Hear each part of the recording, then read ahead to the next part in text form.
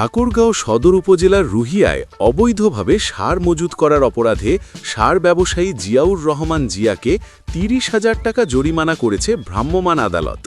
বৃহস্পতিবার ১৮ ডিসেম্বর দুপুরে রুহিয়া বাজারে মৃত লতিফ চেয়ারম্যানের মার্কেট এলাকায় এই অভিযান পরিচালনা করা হয়। অভিযান পরিচালনা করেন সহকারী কমিশনার ভূমি ও নির্বাহী ম্যাজিস্ট্রেট আসাদুল হক। জিয়াউর রহমান জিয়া রাজাগাঁও ইউনিয়নের দক্ষিণ রাজাগাঁও ইউনিয়ন পরিষদ সংলগ্ন এলাকার মোহাম্মদ ইসমাইল হোসেনের ছেলে।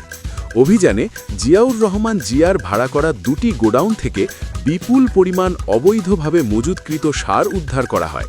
ভ্রাম্যমাণ মোবাইল কোর্টের অভিযানে গোডাউন ঘর থেকে ৫৫ বস্তা টিএসপি এবং ২৭৫ বস্তা এমওপি সার সহ মোট ৩৩০ বস্তা সার জব্দ করা হয়।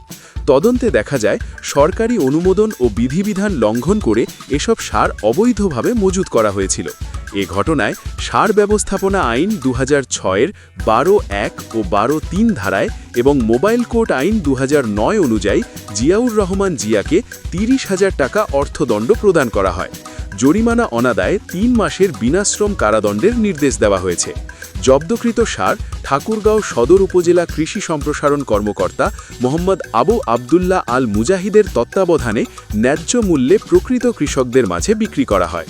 বিক্রয়লব্ধ অর্থ সরকারি নির্ধারিত কোডের মাধ্যমে রাষ্ট্রীয় কোষাগারে জমা দেওয়া হবে বলে জানান নির্বাহী ম্যাজিস্ট্রেট আসাদুল হক। গোপন সংবাদ তথ্যের ভিত্তিতে মোবাইল কোর্ট পরিচালনা করা হয়। এই ঘটনার খবর এলাকায় ছড়িয়ে পড়লে কৃষক ও সাধারণ মানুষের মধ্যে ক্ষোভের সৃষ্টি হয়। অভিযান শেষে নির্বাহী ম্যাজিস্ট্রেট আসাদুল হক জানান, সার নিয়ে কোনো ধরনের অনিয়ম, কৃত্রিম সংকট কিংবা কালোবাজারি কোনোভাবেই বরদাস্ত করা হবে না। এ ধরনের অনিয়ম রোধে প্রশাসনের নিয়মিত অভিযান অব্যাহত থাকে।